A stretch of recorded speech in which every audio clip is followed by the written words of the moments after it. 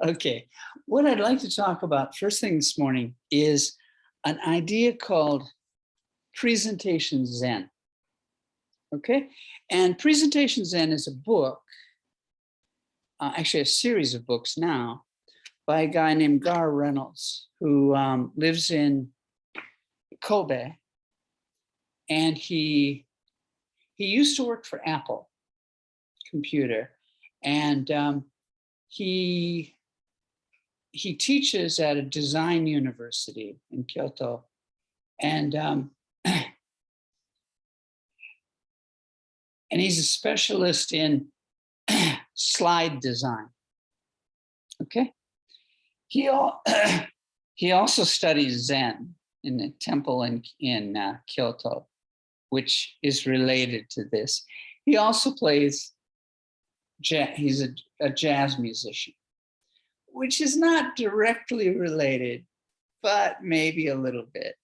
And you'll see why in a minute. Anyway, he wrote this book called Presentation Zen. And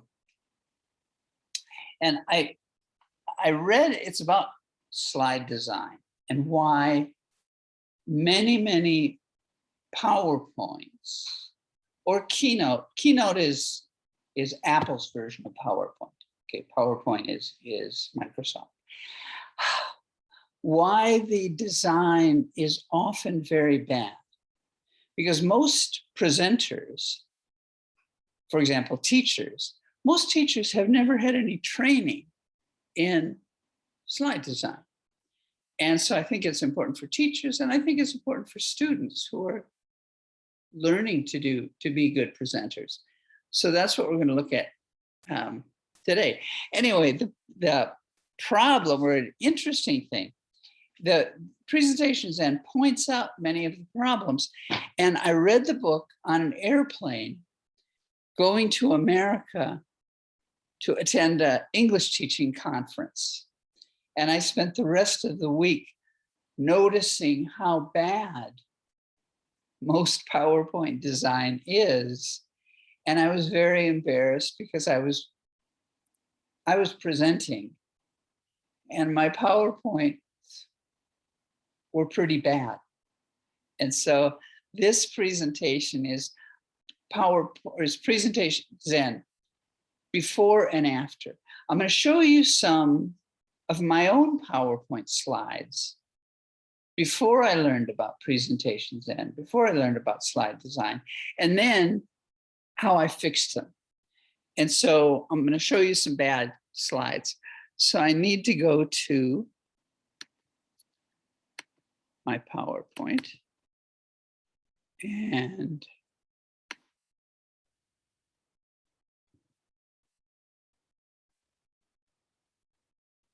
okay, I will talk about, oops, got to turn on the picture. I will talk about PowerPoint, but the same applies for Keynote, which, as I said, that's Apple's version. There are also a few other presentation software packages, Prezi, for example. This applies to anything, okay? There's an expression that I like? I don't know if I like this, but I think it's really true. The expression is death by PowerPoint. Oops. And death by PowerPoint, okay, is not my idea. I looked it up on Google, and I Googled death by PowerPoint, and over almost 8 million hits. So that is huge because it's a big problem. And death by PowerPoint means, have you ever had PowerPoints in class where the teacher's talking and there's a PowerPoint there and you feel like this? Yeah, and sadly, it's true. It's true in a lot of cases. All right, death by PowerPoint. We need to warn you, I'm going to show you some bad slides as examples, including my own bad slides. Do you know this guy? Who is that? Okay, don't know anything. His name is Bill Gates. He was the founder of Microsoft. And for a long time, he was the richest man in the world. And he's famous for bad PowerPoints. Here's a PowerPoint that he was using at a Microsoft meeting to launch a new product. What's wrong with this slide? What's bad about design?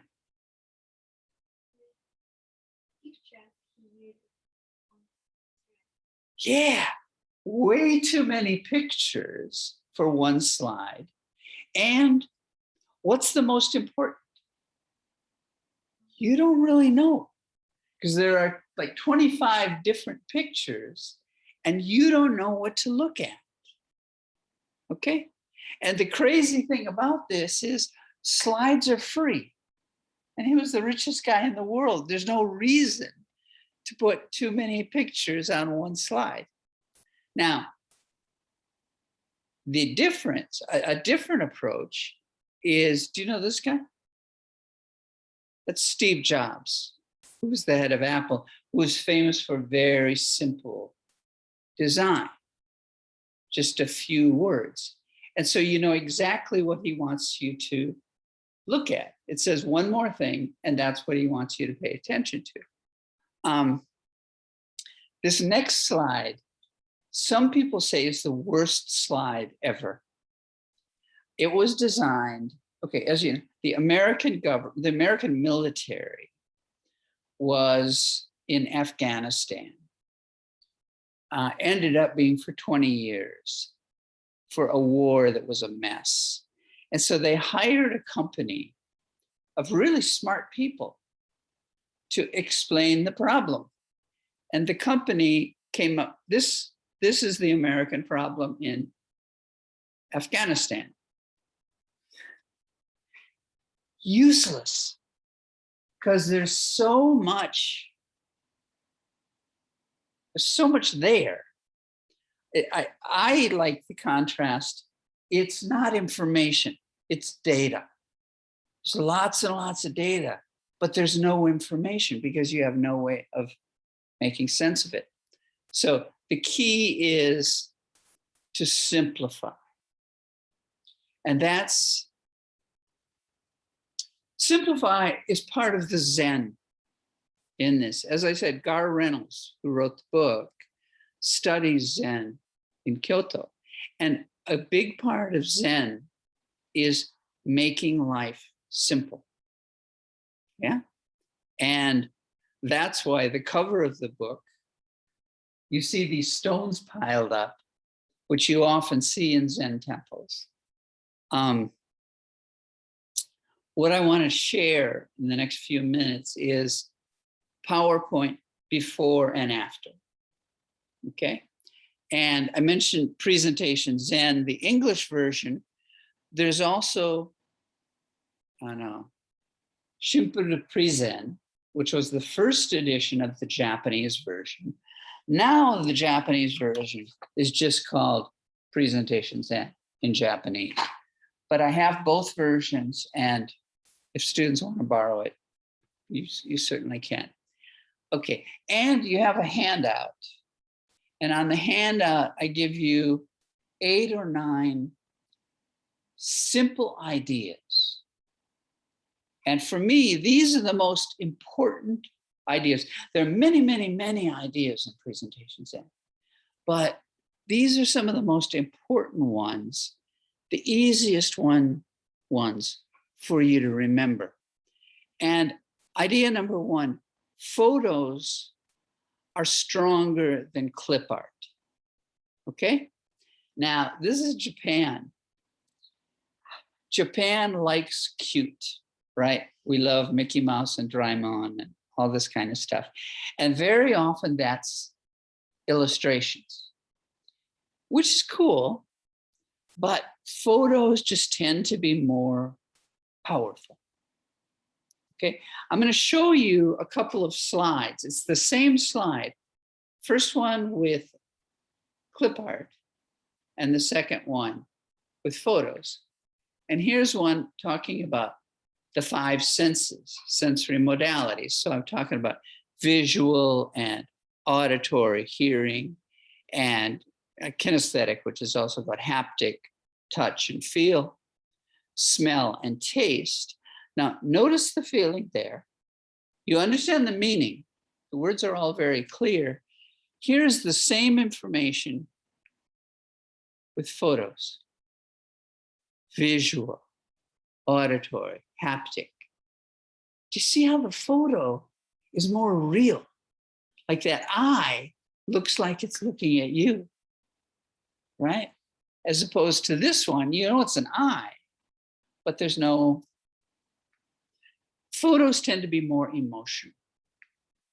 Okay? Here's another one for a presentation I did called Let's Get Physical. And in PowerPoint, there are many, many slide backgrounds. What does this background mean? Nothing. It's just a design. Whereas this one, Let's Get Physical, I took pictures of people doing physical activity, and it makes it stronger, right? We'll come back to this one. There's still problems with this slide. Another presentation that I do asks the question, where does pronunciation begin? Right? And I mean in the body. Hatsuon wa doku kara, where does pronunciation begin? And most people say in the mouth. And then I say, yeah, and then other ideas, the mouth, the lips, the tongue, teeth, voice box, lungs. And I say, yeah, that's all true. But actually, pronunciation begins in the mind. Okay, now here's that same idea, but instead of clip art, I say, where does pronunciation begin? And tongue, teeth, lips, voice box, lungs, and then pronunciation begins in the mind. Okay, so the design idea, use big, bold photos, not clip art. Okay, here's one more before we leave it. Here's an activity that I do called body clocks, where the students use their whole body to pretend they're a clock, to pantomime time. Now compare this clip art to this, where a person is pretending to be a clock. Just makes it stronger. By the way, be careful with animations, because PowerPoint can do many, many types of animation, but be careful, because sometimes the audience doesn't watch your meaning, they watch the animation. That's all they're thinking about. And so here's one that I'm embarrassed that I ever used. At the time, I thought it was cool. It's not, it's just busy. Okay, here goes. This is an activity called Well-Balanced Students.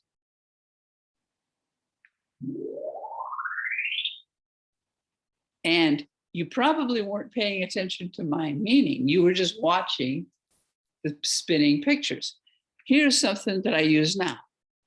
Much simpler, a photograph of 2 people doing an activity, the activity. Okay, simple backgrounds. As I said, PowerPoint has dozens of backgrounds. Here's one that was typical. I was doing a presentation on science of happiness. And I thought it looked very natural. Leaves like on a plant, like something growing. Now here's how I simplified it. Took it from there and changed it to this. Black background, one picture. Which is simpler? This one, right? Now, actually, this has more information. This has more words, but it just feels simpler because one font, one kind of type. And it's less busy, okay? One activity where I talk about drills, bunke renshu, and I define it as a tool for boring. Now, a simpler way is use an actual drill, same information, just making it simpler. Do you know the term bullet points? Bullet points are on a PowerPoint slide where there is a dot, there are many dots along the left side to show you key ideas. Well, in Presentation Zen, they suggest very few words and no bullet points, okay? So here's a joke. See if you understand it. Bullet points are called bullet points because overuse of them makes the audience crazy. They want to get a gun and shoot the presenter. Okay.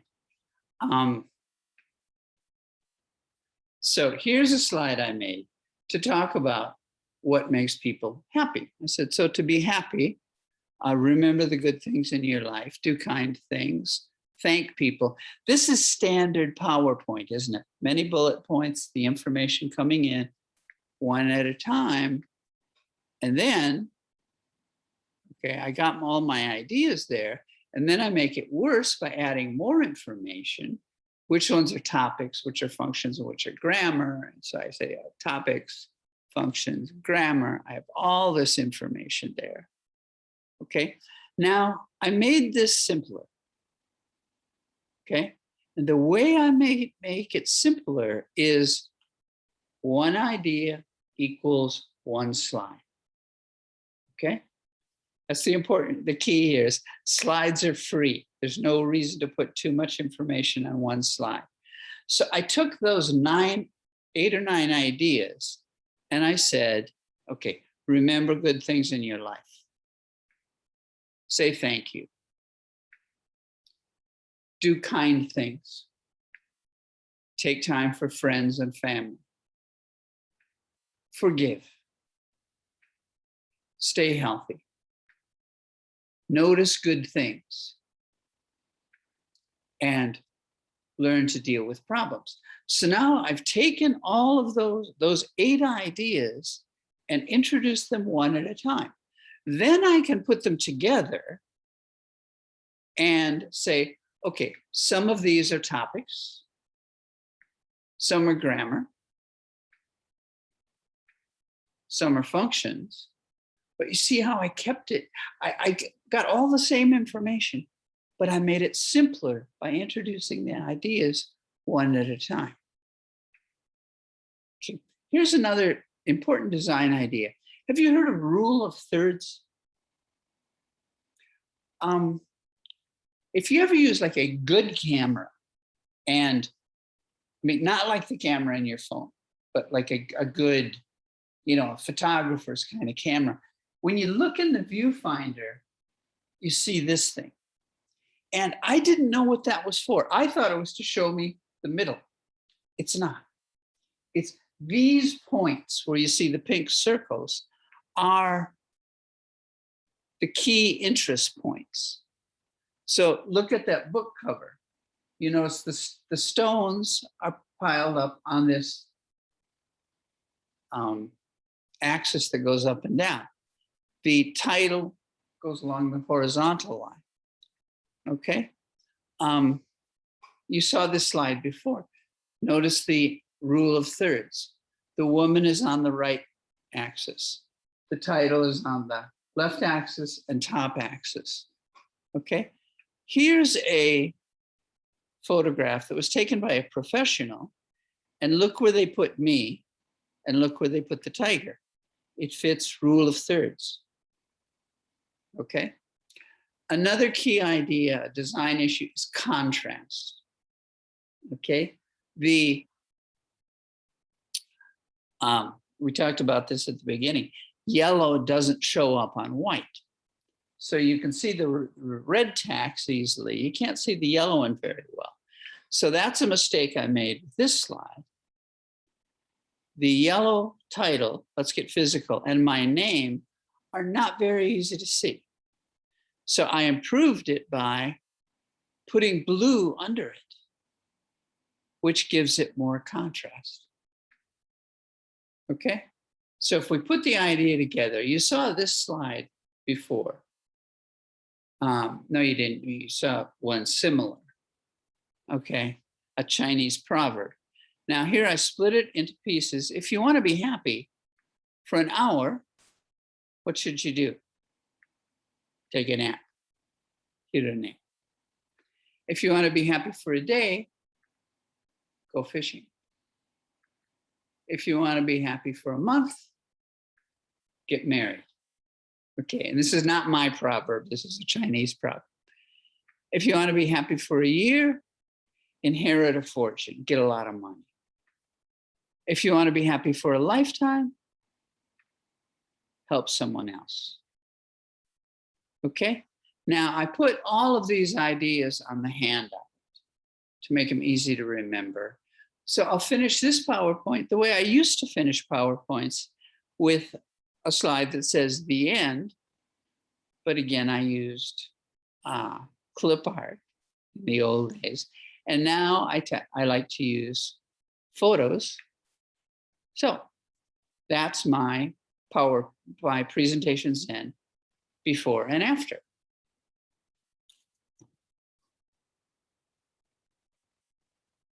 Now I'm going to stop that and stop